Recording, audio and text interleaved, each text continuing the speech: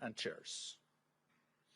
And in addition, we have the young global leaders, the shapers, the social entrepreneurs, academics, 10 Nobel laureates, also labor leaders and faith leaders. That makes us a unique multi-cultural village in Davos. And these are historic numbers for our annual meeting. We are convening at such a consequential moment for the world. When geopolitical developments are fast-moving, when long-standing trade and economic architectures are being redrawn, and when technological forces are reshaping our industries and societies. We are standing at the start of a new reality, the contours of which are still to be defined. But hopefully it is not the jungle growing back. That is why also the deliberations and dialogues we make here in Davos will shape what comes next. Countries and companies are finding new ways to work with one another, finding the way like water to advance common agendas even in more uncertain times. Last year when we met in Davos, there was a fear that we would be facing a decade of slow growth like we had in the 1970s.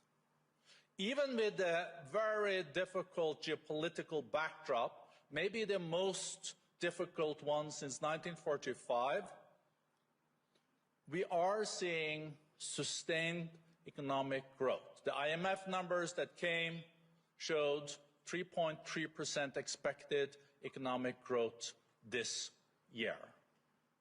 And we are also seeing that trade is growing. Not 5-6% as in the past, but still growing 3%. When you read the media, you feel that things are contracting. But even more important, why are we less concerned about a decade of slow growth moving forward? It is because of the new technologies. Last year, $1.5 trillion was invested in the new technologies.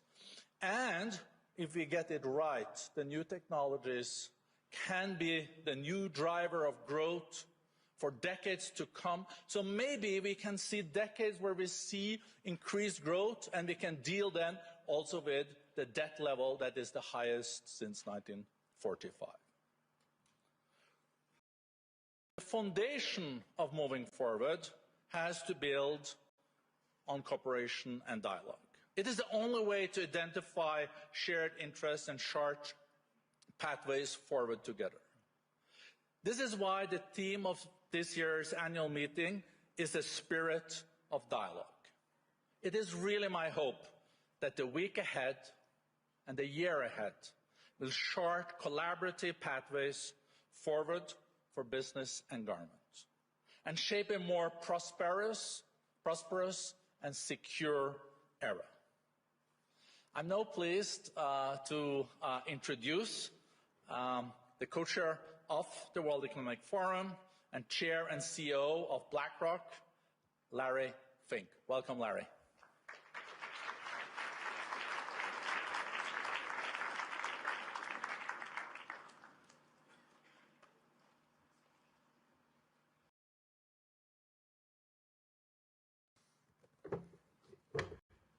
Good morning, everyone.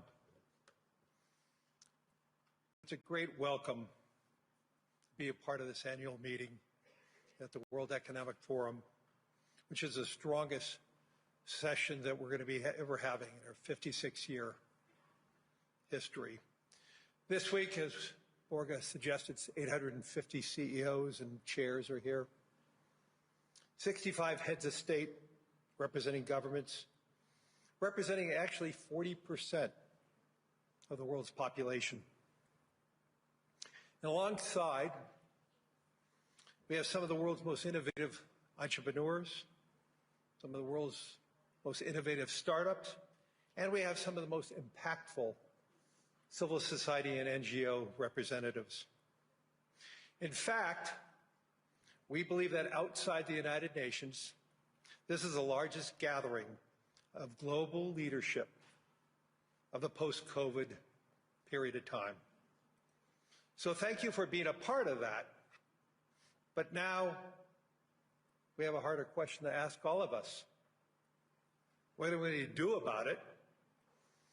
And will anyone outside this room care what we're doing here? Because if we're honest, for many people, this meeting feels out of step with the moment. We hear all about the elites. And how does that play out in an age of populism? How does an established institution make a difference in an era of deep institutional mistrust? And there's some truth to the critique. I believe in this forum for a long time. I certainly wouldn't be leading this if I didn't believe that we can change and make the world better. But it's also obvious that the world now places far less trust in us to help shape what comes next. If the World Economic Forum is going to be useful going forward, it has to regain that trust. And there are some very obvious ways that we can improve for ourselves and hopefully for the world. We need to make sure that we widen who gets a voice in these conversations over the coming week. We have to be a lot more transparent and more engaged with people who don't feel represented in rooms like this. And because this is the World Economic Forum, to be more precise about what does it mean about economic success? Prosperity just isn't the growth in the aggregate. It's not just GDP. It can't be measured by GDP or market caps of companies. It has to be judged by many people who see it, who can touch it, can feel it, and can build their own future on it. That, in my view, is the strongest critique of the last economic era. Since the fall of the Berlin Wall, more wealth has been created than in any time prior in human history. But in advanced economies, that wealth has accrued to a far narrower share of people than any healthy society can ultimately sustain. Now we're in the era of AI, which we're going to talk about a lot in this week. And are we going to replay the same pattern? Early gains are flowing to the owners of models, owners of data, and owners of infrastructure. The open question, what happens to everyone else? If AI does to white-collar works that globalization did to blue-collar workers, we need to confront that today directly. It is not about the future. The future is now. Now with the abstractions about the jobs of tomorrow, but with a credible plan for broad participation in these gains. This is going to be the test. Capitalism can evolve to turn more people into owners of growth instead of spectators watching it happen. And that kind of change is truly hard, especially in a world of competing ideologies and assumptions about how the system should work. Which brings me to the second way Davos can change who gets invited to these conversations. This forum cannot be an echo chamber, and we should want panels where everyone doesn't always agree. We need panels where we can have true conversations, maybe some overt disagreements, but through that, we could have a deeper conversation. And then we could have maybe deeper understanding of each other's views. You can already see the shift in who is here this year. That doesn't mean the goal of everyone to leave having convinced themselves that they're right. The objective over the week is not agreement, it's understanding. It's sitting with people who disagree with you, taking their arguments seriously, their viewpoints seriously, and being willing to admit they might be right, or they might have something that'll help you evolve your opinions better. And there's a deeper challenge. Many of the people most affected by what we talk about here will never come to this conference. That's the central tension of this forum. Davos is an elite gathering trying to shape a world that belongs to everyone. That is why this year's theme is the spirit of dialogue, because dialogue is the only way a room like this can earn the legitimacy to shape ideas for people who aren't in the room. And besides, the world needs some more good faith conversations with people who don't typically talk to one another. I think that most people, at least intellectually, know that finding a common ground with a stranger is a hopeful thing. It restores your faith in humanity a bit. But how often does it actually happen?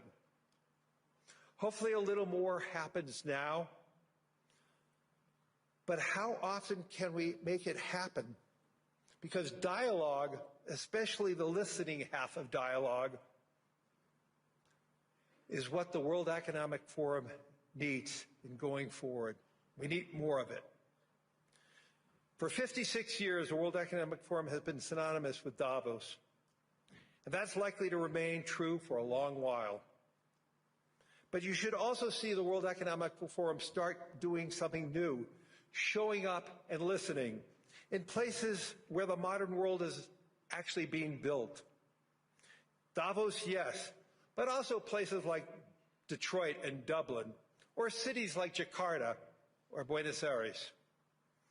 We need the mountain to visit everyone, to be a part of everyone's life. So in fact, that's why I agreed to take on this role after Klaus Schwab, whose more than a half century of work, together with an extraordinary, dedicated group of men and women at the World Economic Forum, made this gathering possible. There was an opportunity to make this forum more transparent, and I thought this was the surest way to rebuild trust. When people can see in the room about the debates, about the participation, and about the conversations, and maybe a lot more understanding. That approach may fail in other gatherings. In this one, it's going to work. Because for all the caricatures of this forum, the people who come here, the people I know, aren't here to congratulate themselves, aren't here to pat themselves on the back. They're not here to protect their own comforts. The people I know are here for something bigger than themselves, bigger than their organizations that they represent. I believe in economic progress should be shared. All of us at the forum believe that economic success should be shared. And we believe institutions like the World Economic Forum still matters in making things happen.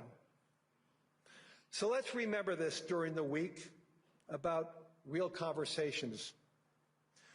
Let us all commit to listen, to learn, to understand. And if we can all do that, we will all be better for that. Thank you. And now my co-chair.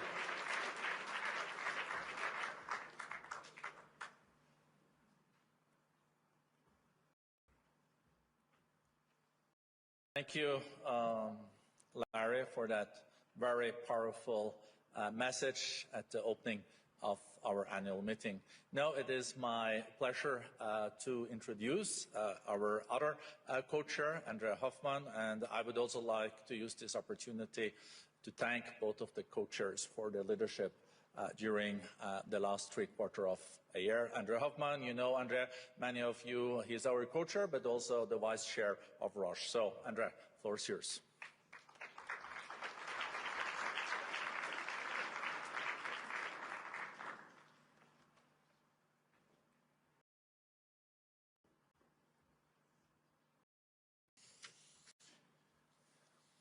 Your Majesties, Excellencies, distinguished forum partners, ladies and gentlemen, it is now also my turn to welcome you here in this meeting placed under the spirit of dialogue. At a time when science confirms that humanity has already transgressed 7 of the 9 planetary boundaries, as highlighted in a planetary health check in September 25 from the Potsdam Institute, the challenge before us is no longer one of just awareness, but of action, making the need for collective responsibility, decisive leadership, and meaningful dialogue more urgent than ever, as Larry just underlined. For over half a century, leaders from across the globe have regularly gathered here in Davos, in Switzerland, to confront the defining challenges of our time. This was done as a community bound by shared responsibility for our collective future. This tradition, born from conviction that the great questions facing humanity demand dialogue against their differences, has never been more vital than it is today. At a moment when the world confronts profound questions about growth, about innovation, about technological transformation, and about our planet's future. At a moment where we need spaces where diverse voices can be heard, where we need just and safe places where diverse voices can be heard.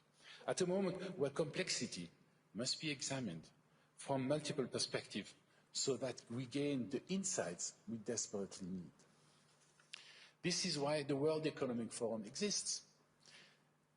Since 56 years, it is the international organization for public-private cooperation. A space where government, businesses, and civil society come together and generate the insights that emerge when different worldviews actively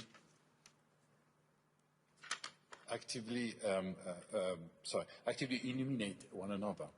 And this matters because in a world that feels increasingly divided, progress depends on our ability to listen and engage across differences.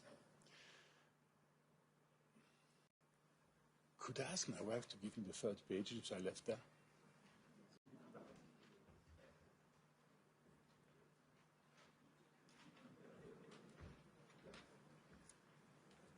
As you can see, you can be prepared, but also a bit clumsy in delivery. Sorry about that. This is why our gathering... This is why our gathering takes place here in Switzerland, a nation whose tradition and commitment to dialogue reflects the very spirit we seek to embody. Davos has over so many years almost become, as I said before, a synonym for the World Economic Forum. It is therefore a particular pleasure for me to welcome Monsieur Guy Parmelin, President of the Swiss Confederation, as the opening speaker here in Davos. Bonjour, Monsieur le Président de la Confédération. Je vais vous demander de venir sur scène. Merci beaucoup. Merci d'avoir accepté de partager vos réflexions avec nous. Federal Councillor Guy Parmelin has been a member of the Swiss Federal Council for over 20 years. He initially led the Federal Department of Defense, Civil Protection and Sport, and since 2019 has headed the Federal Department of Economic Affairs, Education and Research. Mr. President, when you were inaugurated as President by the Swiss Parliament last December, you chose to speak about dialogue. At a time of uncertainty and tension, you reminded Parliament that Switzerland's diversity is not something that sustains itself automatically. It only becomes a strength if we truly listen to one another, if we resist the temptation to dismiss different views, simply because they come from another political camp. You emphasized that societies do not move forward through value judgment on others, but through respect for those who think differently. Diverging opinions, you argued, are not an obstacle, but a driver of progress and a source of genuine innovation. This understanding of dialogue, rooted in listening, proximity, respect, and a shared sense of responsibility and humanity, is one that deeply resonates here in Davos. It also reflects the value of the World Economic Forum. Talk and listen to each other embrace other options and act in a collective interest. The spirit of dialogue. Before inviting the President to speak to us, allow me also to express our deepest gratitude to the Swiss government, to the Swiss Parliament, to the Canton of Graubünden, to the Swiss Army, and to the police. A special thank you goes to the community of Davos and Klosters for their decades of exceptional hospitality and partnership. And above all, our thanks go to the people of these communities whose openness and commitment truly embodies the spirit of Davos and the spirit of Switzerland. Your Majesties, Excellency, distinguished forum partners, ladies and gentlemen, it is a particular pleasure to invite now le président de la Confédération suisse, Guy Parmelin, to address us. Thank you very much, Guy. The floor is yours.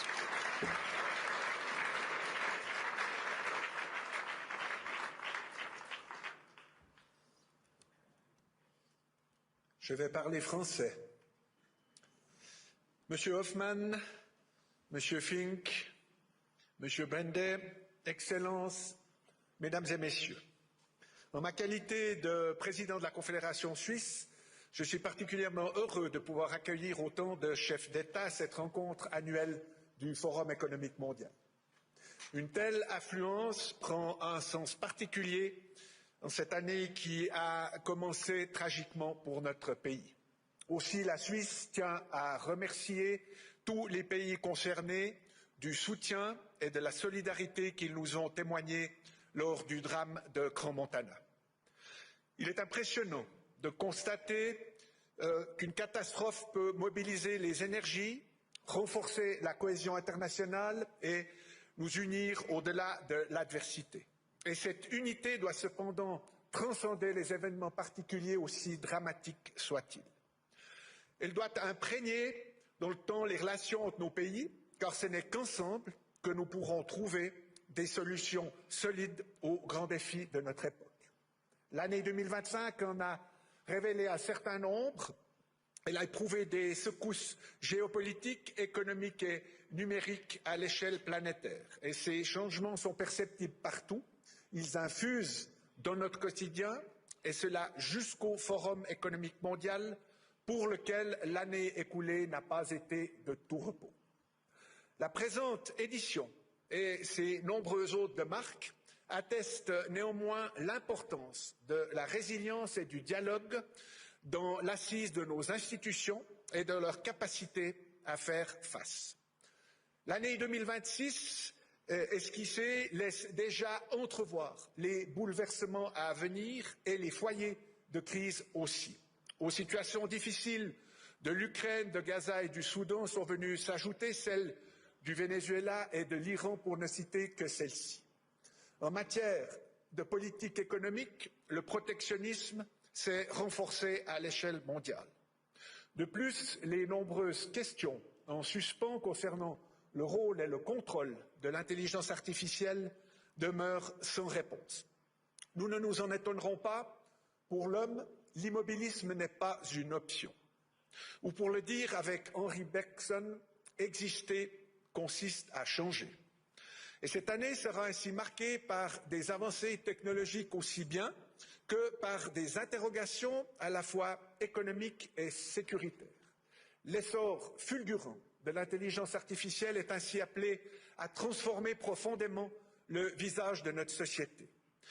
Les changements qu'elle impose sont perceptibles à chaque instant dans tous les secteurs de la vie humaine, dans l'économie, dans l'administration, dans notre vie privée. Ils modifient notre façon de travailler, de communiquer, de prendre des décisions. Et à ce titre, ils sont à la fois des risques et des opportunités, la transformation numérique véhiculant aussi bien les dangers de la cybercriminalité, de la désinformation, que les perspectives enthousiasmantes, en particulier dans le domaine de la santé. La technologie n'est jamais bonne ou mauvaise en soi, elle est ce qu'on en fait. Et pour s'en faire une alliée positive, il faut que ses utilisateurs aient le sens des responsabilités. Mais les changements ne sont pas qu'affaires de fulgurance. En tant que ministre de l'économie, formé à l'école de la Terre, je suis bien placé pour expliquer que le succès durable dépend d'une planification précoce et prévoyante. Et cette règle, elle est valable dans de nombreux autres secteurs où les investissements ne génèrent pas des revenus immédiats. Et je pense notamment à la recherche dont je suis également le ministre de tutelle. La réflexion à long terme, elle est nécessaire en toutes circonstances. Elle est aussi dans les tempêtes. Elle doit notamment nous aider à forger le progrès sur le feu de nos valeurs fondamentales sans oublier leur sens ni leur rôle.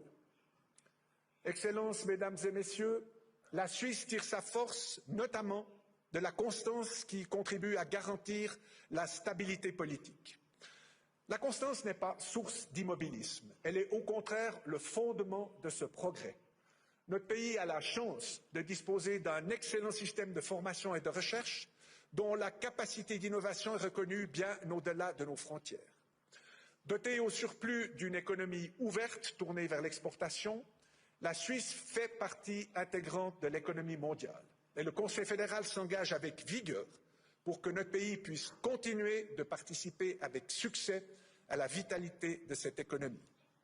L'une de nos priorités en ce moment est de pouvoir stabiliser et développer nos relations avec nos partenaires les plus fidèles et les plus significatifs. Et la Suisse souhaite par ailleurs poursuivre la diversification de ses relations internationales, notamment dans les domaines commerciaux et scientifiques. Même durant la période actuelle, encline au protectionnisme, nous croyons au succès du libre-échange et nous voulons développer notre réseau d'accords en la matière. Et pour y parvenir, il faut pouvoir mener des négociations d'égal à égal qui donnent de bons résultats pour le bien de toutes les parties. Des accords de ce type, réciproquement avantageux, ne tombent pas du ciel. Mais nous avons la capacité de les construire pas à pas. Pour ce faire, les contacts personnels et la volonté de dialogue sont indispensables. Nous en disposons. Le Forum économique mondial concourt à ce dialogue depuis toujours et je le remercie de nous offrir encore cette année en Suisse, de surcroît, cette extraordinaire plateforme internationale d'échange. La Suisse est au diapason. En tant que pays neutre, elle est en mesure et désireuse d'assumer ses responsabilités en faveur d'un ordre international fondé sur des règles, sur les droits de l'homme et la liberté du commerce. Ces valeurs nous caractérisent depuis toujours. Cette année, la Suisse assume une tâche particulièrement exigeante en présidant l'Organisation pour la sécurité et la coopération en Europe. Mais la force diplomatique de notre pays réside également dans sa pratique reconnue des bons offices à laquelle la Genève internationale offre une scène à la mesure des enjeux en présence. Il faut savoir la Suisse toujours disponible à cet égard. Excellences, Mesdames et Messieurs, nos différentes positions nous offrent des perspectives imprenables sur l'évolution de notre monde et sur les dangers qui le guettent. Elles nous offrent aussi la hauteur de vue et les liens nécessaires pour que ces changements puissent être abordés avec les moyens adéquats et de façon concertée. Société, sciences, économie et politique doivent en effet interagir dans une logique de partenariat, sans quoi les problèmes ne pourront être abordés que de façon partielle et imparfaite. J'ajoute qu'il faut savoir faire preuve de courage pour s'investir dans une tâche de cette ampleur avec l'ambition de la mener à bien. Le courage d'innover, le courage de rester fidèle à ses valeurs, le courage de demander assistance ou conseil si nécessaire, le courage enfin de s'engager dans la durée comme le fait le vigneron face au rythme lent et implacable de la nature. Nous verrons ce que l'intelligence artificielle a à nous offrir. Nous serons certainement encore stupéfaits, peut-être éblouis, mais ce qu'elle ne parviendra jamais à faire, c'est à fédérer les cœurs ou à attirer les mains secourables comme nous l'avons vécu au début de cette année en Valais. La solidarité et l'humanité ne font pas partie du vocabulaire digital. Je veux y voir un heureux présage pour l'avenir. Je vous remercie de votre attention.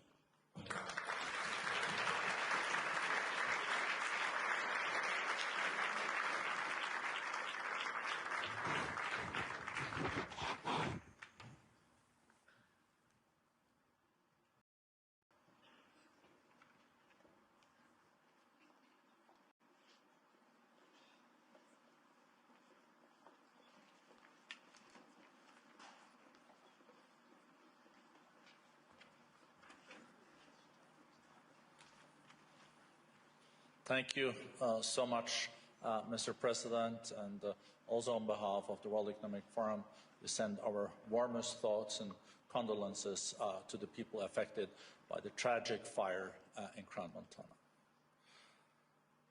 Ladies and gentlemen, it is really my great honor to welcome one of the most influential and respected leaders on the global stage today. President Ursula von der Leyen, a stateswoman whose leadership has helped define and shape Europe's direction in an era of historic uncertainty.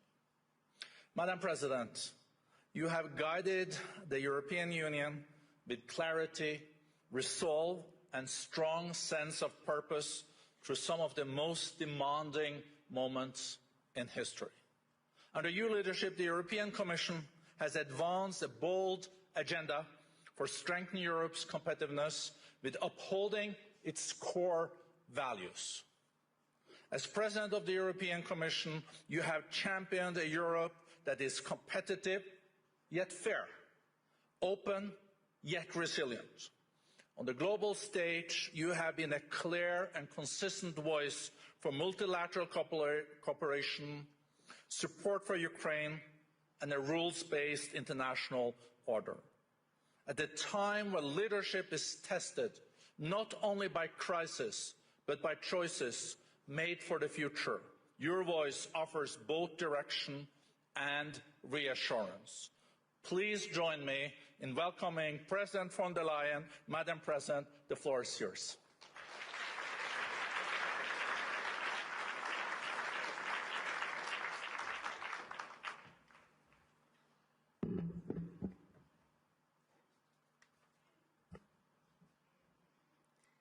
President Brende, dear Volker, thank you very much for the warm welcome.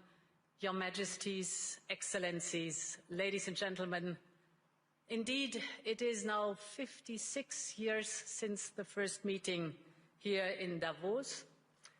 And the idea of the founder, Klaus Schwab, was to create a platform to discuss the issues and the ideas of the day. Of course, the world has transformed completely since 1971. But the original idea of Davos has remained, as we just have heard in the speeches. So I was delighted that you have gone back to your roots with this year's theme, a spirit of dialogue. Because this spirit is all the more important in a world that is more fractured and more fractious than ever. 1971 was the year of the so-called Nixon shock and the decision to delink the US dollar from gold. In an instant, the foundations of the Bretton Woods system and the entire global economic order set up after the war effectively collapsed. But it also had two major effects. It inadvertently created the conditions for what would become a truly global order, and it provided a sharp lesson for Europe and on the need to strengthen its economic and political power. It was a warning to reduce our dependencies, in this case, on a foreign currency. The world may be very different today, without any question, but I believe the lesson is very much the same. That geopolitical shocks can and must serve as an opportunity for Europe. And in my view, the seismic change we are going through today is an opportunity, in fact, a necessity, to build a new form of European independence. And this need is neither new nor a reaction to recent events. It has been a structural imperative for far longer. So when I used this term, European independence, around a year ago, I was surprised at the skeptical reactions. But less than 1 year on, there's now a real consensus around this. The sheer speed and almost unthinkable scale of the change have driven this, but the underlying imperative is still the same. The news is we acted immediately, whether on energy or raw materials, defense or digital, we're moving fast. But the truth is also that we will only be able to capitalize on this opportunity if we recognize that this change is permanent. Of course, nostalgia is part of our human story, but nostalgia will not bring back the old order. And playing for time and hoping for things to revert soon will not fix the structural dependencies we have. So my point is, if this change is permanent, then Europe must change permanently too. It is time to seize this opportunity and build a new independent Europe. Ladies and gentlemen, this new Europe is already emerging. On Saturday, I was in Asunción, in Paraguay, to sign the EU-Mercosur trade agreement. It was a breakthrough after 25 years of negotiations. And with it, the European Union and Latin America have created the largest free trade zone in the world, a market worth over 20% of global GDP, 31 countries with over 700 million consumers, aligned with the Paris Agreement. So this agreement sends a powerful message to the world that we are choosing fair trade over tariffs, partnership over isolation, sustainability over exploitation, and that we are serious about de-risking our economies and diversifying our supply chains. And that will not stop in Latin America. Last year, we reached new agreements with Mexico, Indonesia, and Switzerland, our host country. We're working on a new free trade agreement with Australia. We are also advancing with the Philippines, Thailand, Malaysia, the United Arab Emirates, and more. And right after Davos, the next weekend, I will travel to India. There's still work to do, but we are on the cusp of a historic trade agreement. Indeed, some call it the mother of all deals. One that would create a market of 2 billion people, accounting for almost a quarter of global GDP. And crucially, that would provide a first-mover advantage for Europe with one of the world's fastest-growing and most dynamic continents. Europe wants to do business with the growth centers of today and the economic powerhouses of this century, from Latin America to the Indo-Pacific and far beyond. Europe will always choose the world, and the world is ready to choose Europe.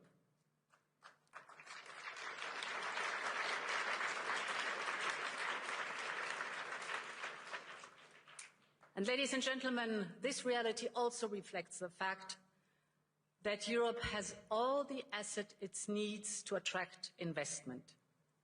The savings, the skills, the innovation with our AI factories and gigafactories and the applications that are necessary, AI first. What we need now is to mobilize collectively these assets to their full potential and to focus on the essential. So focal point number one is to create a conducive and predictable regulatory environment. We live in an age where capital and data can cross Europe in a second. And business must be able to move just as freely. But as things stand, Too many companies have to look abroad to grow and scale up, partly because they face the new set of rules every time they expand into a new member state. So while on paper the market is of 450 million Europeans open to them, it is far more complicated in reality. And that acts as a handbrake on the growth and profit potential of companies. So this is why we need a new approach.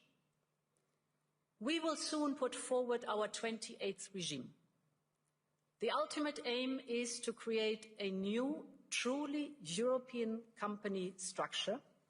We call it EU Inc., with a single and simple set of rules that will apply seamlessly over our union, so that businesses can operate across member states much more easily.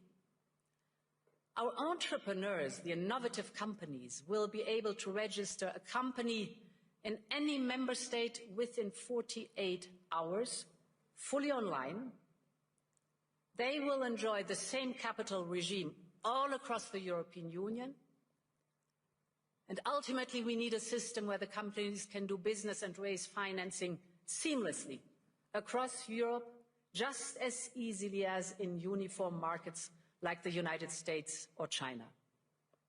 If we get this right, and if we move fast enough, this will not only help EU companies grow, but it will attract investment from across the world. Which brings me to the second focus, investment and capital.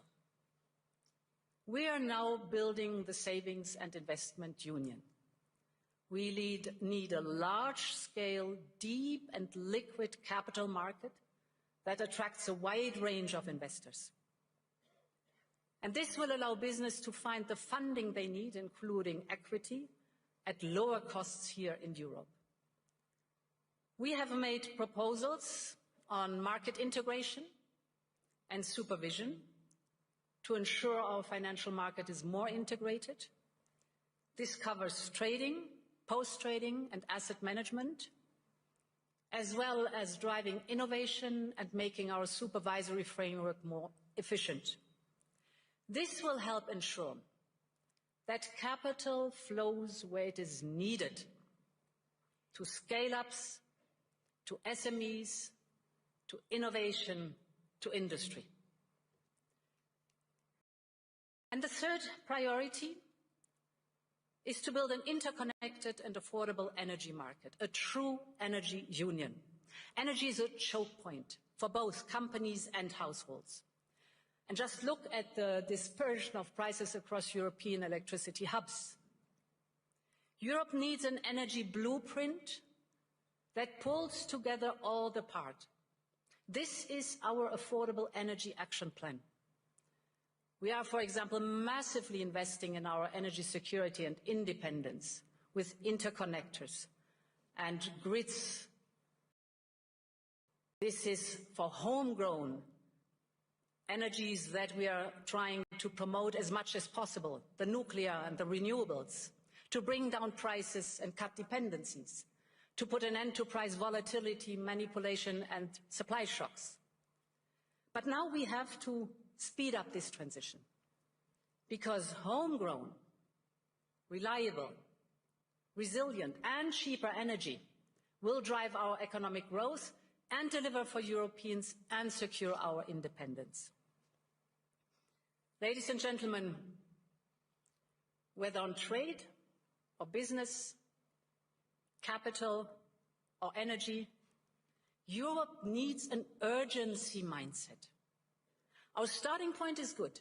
We are home to global champions in fields ranging from wind power to next generation batteries, from aerospace to the industrial machines that are essential to build the chips and advanced weapons. Our companies are taking up AI at the same pace as their US peers. Europe is in the race for the key technologies of tomorrow. But as global competition gets ruthless, we must show real ambition, especially in those sectors vital for our independence. Take defense, for example. We have done more on defense in the last year than in decades before. We have started a surge in defense spending up to 800 billion euros till 2030. Member states are stepping up their investment at record level, and this has helped to triple the market value of European defense industry companies since January 2022. We now have 3 leading European defense tech startups that have reached unicorn valuation. They are working on AI-powered software and systems for battlefield intelligence, or on advanced dual-use and surveillance drones. So they are also driving innovation and investment in Europe's defense tech industrial base. All of this would have been unthinkable even a few years ago. This now only shows how economy and national security are more linked than ever. But also what we can do when Europeans have the will to match the ambition. So, ladies and gentlemen, this need for ambition is most important when it comes to the security of our continent. In just over a month, we will mark the 4th anniversary of Russia's war of aggression against Ukraine. 4 years on, Russia shows no sign of abating, no sign of remorse, no sign of seeking peace. On the contrary, Russia is intensifying its attacks, killing civilians every day as we speak. Just last week, its bombing of Ukraine's energy infrastructure left millions facing darkness, cold, and water shortages. This must end.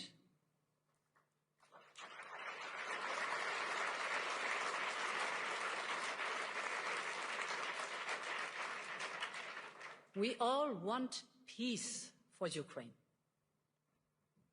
We recognize President Trump's role in pushing the peace process forward, and we will work very closely with the United States.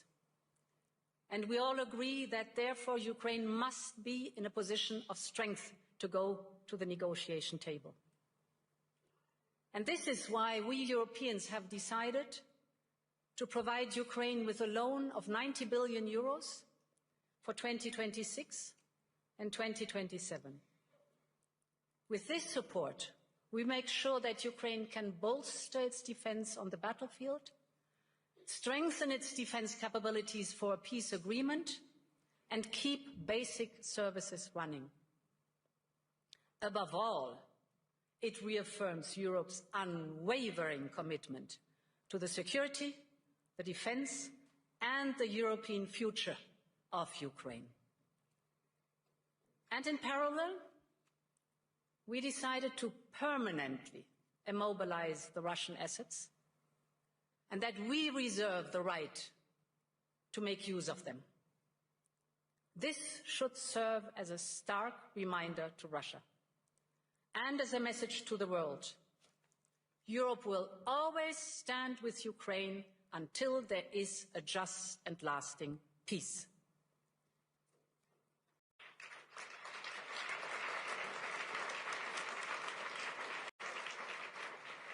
Ladies and gentlemen, I've spoken a lot today about European independence, on partnerships, on prosperity and security. So I would like to conclude with Greenland, an issue which cuts to the heart of all 3 of these imperatives. When it comes to the security of the Arctic region, Europe is fully committed, and we share the objectives of the United States in this regard. For instance, our EU member, Finland, one of the newest NATO members, is selling its first icebreakers to the United States. And this shows that we have the capability right here in the ice, so to speak. It shows that our northern NATO members have Arctic-ready forces right now. And above all, that Arctic security can only be achieved together. This is why the proposed additional tariffs are a mistake, especially between long-standing allies. The European Union and the United States have agreed to a trade deal last July. And in politics, as in business, a deal is a deal. And when friends shake hands, it must mean something. Ladies and gentlemen, we consider the people of the United States not just our allies, but our friends. And plunging us into a downward spiral would only aid the very adversaries we are both so committed to keeping out of the strategic landscape. So our response will be unflinching, united, and proportional. But beyond this, we have to be strategic about how we approach this issue. And this is why we are working on a package to support Arctic security. First principle, full solidarity with Greenland and the Kingdom of Denmark. The sovereignty and integrity of their territory is non-negotiable. Second, we're working on a massive European investment surge in Greenland. We will work with Greenland and Denmark hand in hand to see how we can further support the local economy and infrastructure. Third, we will work with the United States and all partners on wider Arctic security. This is clearly in our shared interest, and we will step up our investment. In particular, I believe we should use our defense spending surge on a European icebreaker capability and other equipment vital to the Arctic security. Fourth, in the same spirit, we need to work with all our regional partners to strengthen our common security. And this is why we will look at how to strengthen our security partnerships with partners such as the UK, Canada, Norway, Iceland, and others. Finally, I believe Europe needs to adjust to a new security architecture and realities that we are now facing. And this is why Europe is preparing its own security strategy, which we plan to publish later this year. And as part of this, we are upgrading our Arctic strategy too. And at the heart of this will be the fundamental principle: it is for sovereign people to decide their own future. Ladies and gentlemen, when I started preparing for this year's address, security in the High North was not the main theme. But in many ways, it feeds into the wider point I started with today. That Europe must speed up its push for independence, from security to economy, from defense to democracy, having the dialogue with our friends and partners, also if necessary with adversaries. The point is that the world has changed permanently and we need to change with it.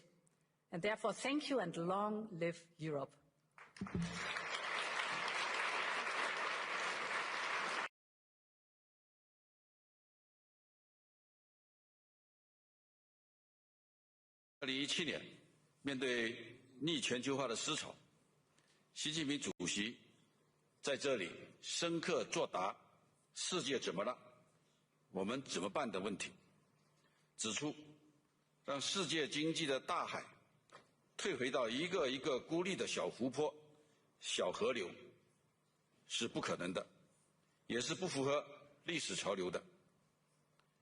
习近平主席的重要讲话拨云见日，被论坛方面誉为世界带来了阳光。2021年，习近平主席提出，让多边主义的火炬照亮人类前行之路。2022年，面对疫情之后重建的宏大课题，习近平主席强调，在全球性危机的惊涛骇浪里，各国不是乘坐在190多条小船上，而是乘坐在一条命运已共的大船上。9年来，中国一直认真贯彻落实习近平主席重要讲话精神，践行人类命运共同体的理念，坚定支持多边主义和自由贸易。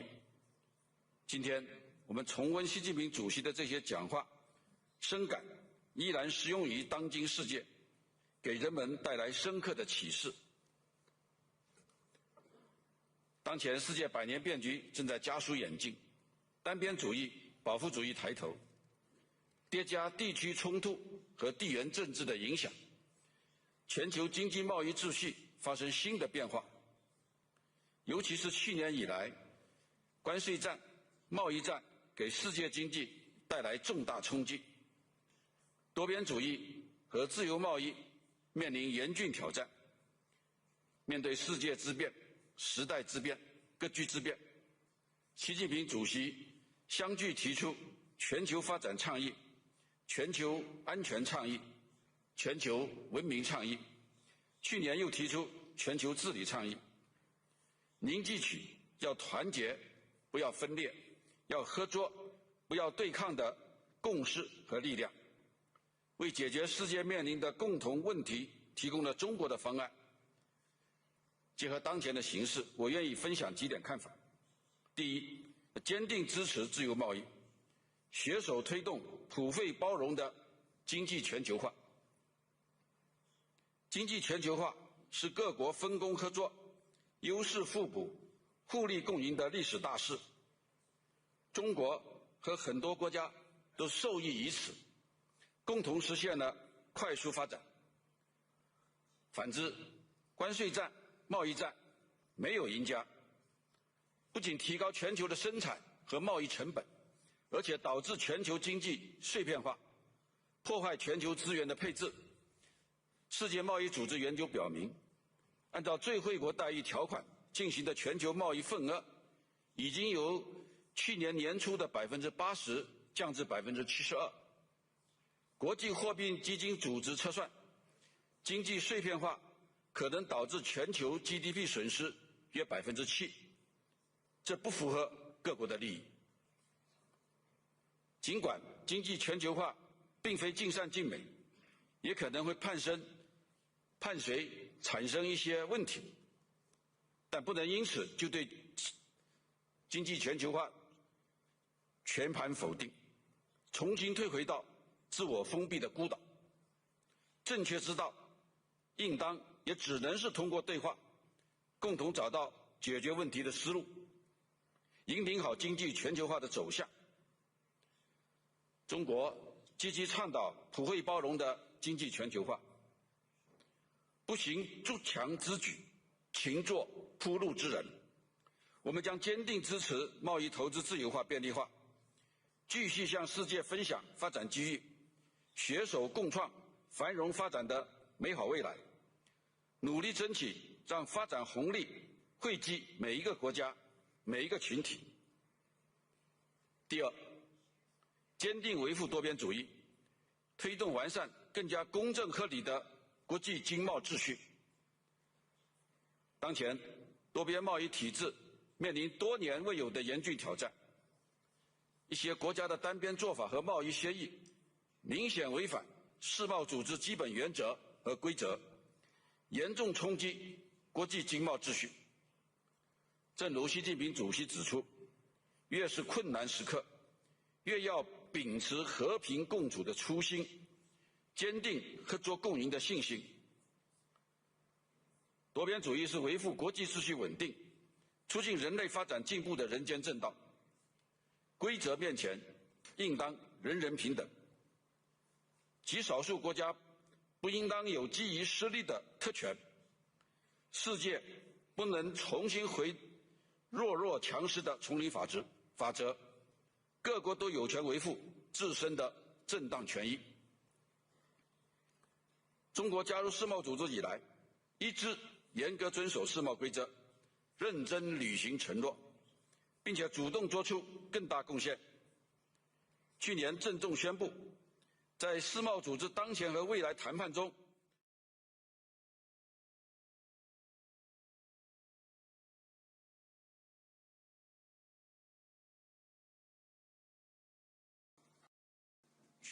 ，completely rejected and retreat to self-imposed isolation. The right approach should be and can only be to find solutions together through dialogue and steer economic globalization in the correct direction. China advocates a universally beneficial and inclusive economic globalization. We are committed to building bridges, not walls. We will firmly support trade and investment liberalization and facilitation, and continue to share development opportunities with the world. We will work with all parties to create a bright future of prosperity and development where every country and every community shares the dividends of development.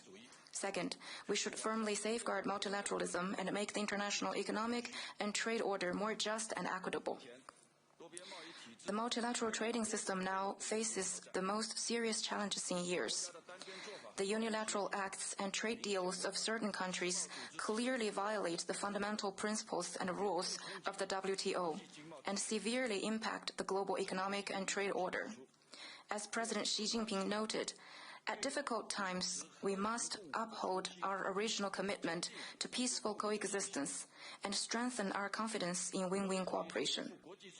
Multilateralism is the right way to keep the international order stable and promote humanity's development and progress. The rules must apply equally to everyone. A handful of countries should not enjoy privileges based on their strength, and the world must not return to the law of the jungle, where the strong bully the weak. Every country is entitled to defend its legitimate rights and interests. Since joining the WTO, China has strictly followed the organization's rules, earnestly fulfilled its commitments, and taken voluntary steps to contribute more. Last year, it solemnly announced that it will not seek new, special, and differential treatment in current and future negotiations at the WTO. China will continue to firmly uphold the WTO-centered, rules-based multilateral trading system and firmly support the reforms of multilateral institutions, including the WTO and the IMF, with a view to enhancing the authority, effectiveness, and inclusiveness of the multilateral trading system and increasing the representation of the Global South and developing countries. China is glad to see countries reaching trade agreements that are mutually beneficial, but these agreements should comply with WTO rules and not undermine the interests of third parties. Third, we should pursue win-win cooperation, work together to make the pie bigger, and jointly resolve development issues. Currently, world economic growth is lacking momentum.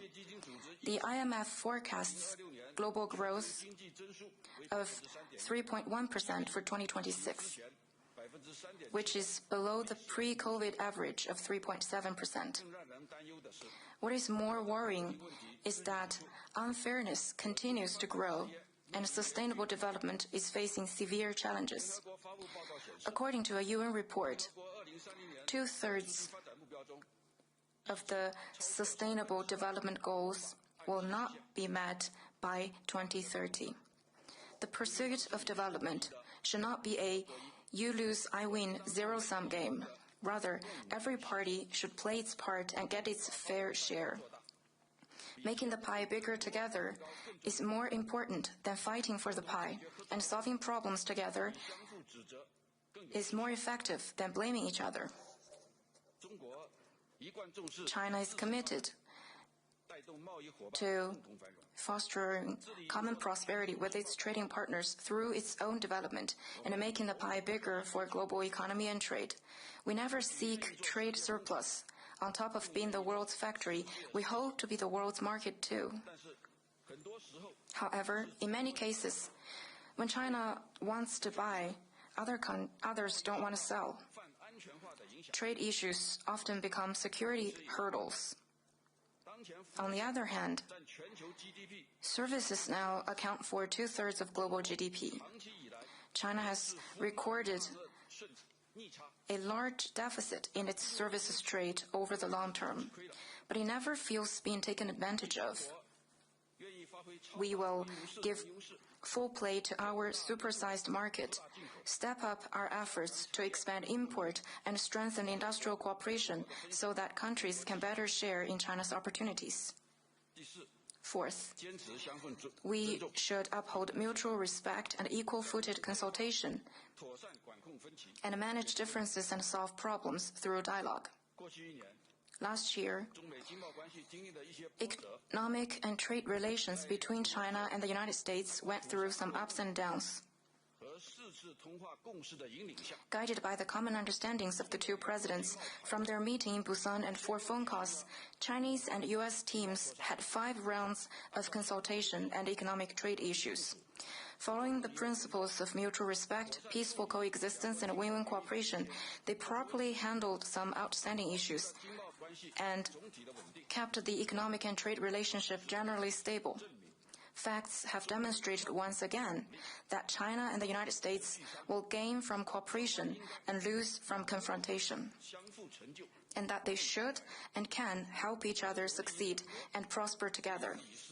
The trade talks also showed that as long as the two sides engage in equal-footed consultation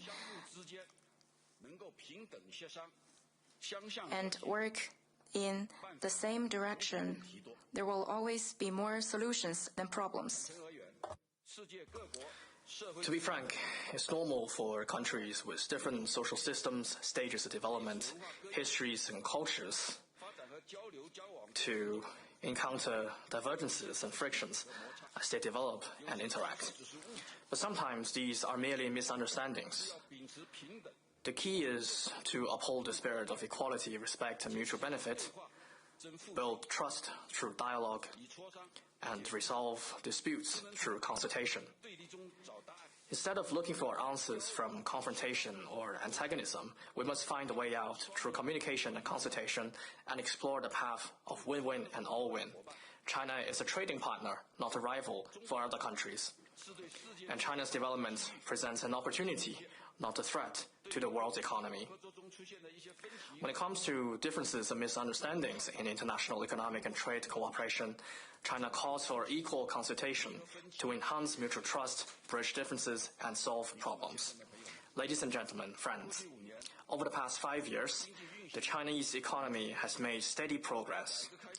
We have deepened reform and opening up, continued to expand the consumer market, made solid headway in developing new quality productive forces, and accelerated the green and low-carbon transition.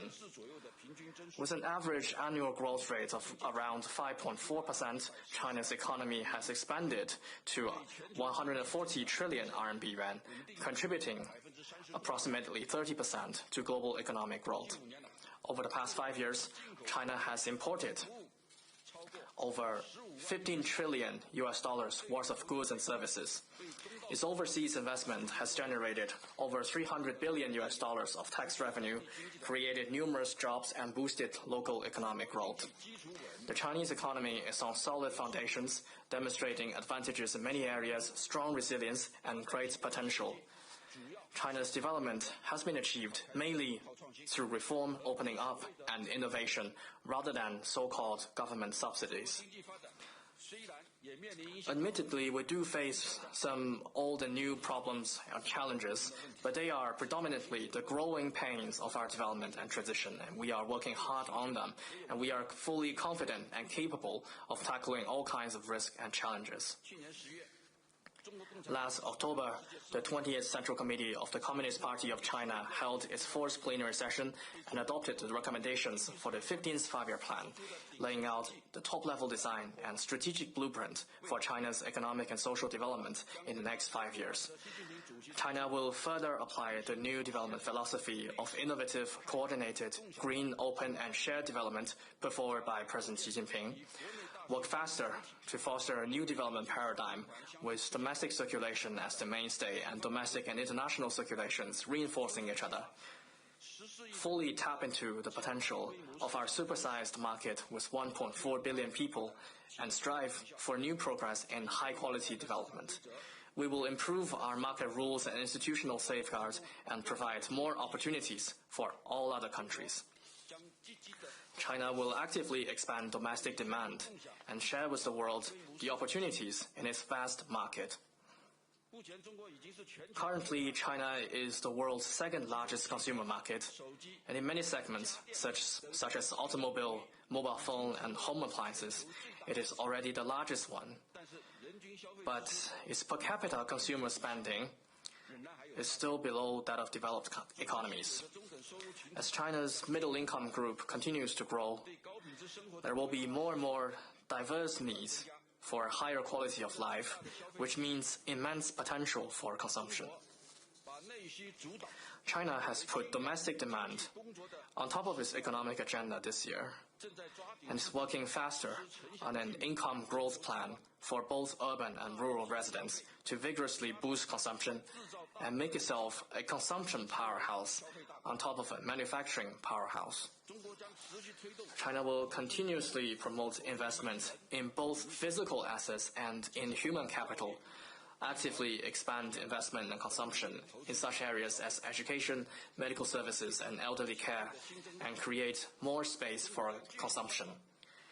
We will continue to host events such as the China International Import Expo, further expand import, and encourage more quality products across the globe to enter the Chinese market. We encourage businesses from around the world to seize the opportunities presented by our expanding domestic demand, provide more and better products and services, and further explore China's consumer market so as to gain a head start in the fierce international competition. China will steadfastly expand opening up and share with the world the opportunities from its high standard opening up. Reform and opening up is China's fundamental state policy. China will open its door still wider to the world. China will actively expand voluntary opening up, align with high standard international economic and trade rules, expand market access and open more areas, particularly in the service sector, and step up our efforts to attract and utilize foreign investment. China will continue to foster a market-oriented, law-based and world-class business environment, provide equal treatment for both domestic and foreign enterprises, and make the demand list of businesses a service list of the government. Should foreign enterprises encounter any problems in China, please do not hesitate to inform us and we will actively address them. China is committed to deepening international industrial specialization and collaboration, keeping global industrial and supply chains secure and stable, and building a global market of shared benefits. We welcome foreign enterprises to invest in China and share in China's opportunities. We also hope governments of other countries can provide a fair, non-discriminatory, transparent, and predictable investment environment for Chinese enterprises. China will accelerate sci-tech innovation and share with the world the opportunities from its innovation-driven development. The latest round of technological revolution and industrial transformation is unfolding at a faster pace, creating new historical opportunities. Innovation is an essential engine for China's high-quality economic development, and Chinese modernization must be underpinned by modernization in science and technology. Currently, China has the biggest number of researchers and international patent applications. There are diverse scenarios for application and a sound environment for innovation. And now AI is empowering various sectors. China will continue to promote full integration between technological and industrial innovation, strengthen the protection and application of intellectual property rights, and stimulate the vitality of all innovators. Scientific and technological progress cannot be achieved without international cooperation, and innovation brings both opportunities and risks. China is ready to work with all other countries in the spirit of openness and cooperation to advance sci-tech innovation, empower the world economy, and address global challenges in such areas as AI governance. China's innovation-driven development not only serves itself, but also benefits the world. We welcome companies from around the world to deepen cooperation with China on innovation and sharing the opportunities presented by innovation-driven development. China will pursue green development and share with the world the opportunities from green and low-carbon transition. At the UN Climate Summit last September, President Xi Jinping solemnly announced China's 2035 nationally determined contributions. This is the first time that China put forward an absolute emissions reduction target, which is a testament to China's firm resolve and maximum effort. China has put in place the world's largest renewable energy system and the most complete new energy industrial chain. We will control both the total amount and intensity of carbon emissions across the board and strive to achieve carbon peaking before 2030 and carbon neutrality before 2060. China will work with all other parties to fully and effectively implement the UNFCCC and its Paris Agreement, uphold the multilateral process on climate change, and actively promote global green and low-carbon development. China will work with all parties to foster closer partnerships for green development, address the shortfall in green production capacity, and ensure the free flow of quality green products globally. We invite enterprises from all over the world to embrace the opportunities from green and low-carbon transition, work closely with China in such areas as green infrastructure, green energy, green minerals, and green finance, and jointly create a green and prosperous future. Ladies and gentlemen, friends, the wisdom of Davos lies in dialogue, and the future of the world hinges on cooperation. As President Xi Jinping noted, for us to break through the mist and embrace a bright future, the biggest strength comes from cooperation, and the most effective way is through solidarity. Let us uphold the vision of a community with a shared future for humanity, carry forward a spirit of dialogue, enhance openness and cooperation, and steer the giant ship of the world economy steadily forward on the vast blue ocean, breaking all winds and waves. Let's build a better future for all. I wish this annual meeting a full success. Thank you.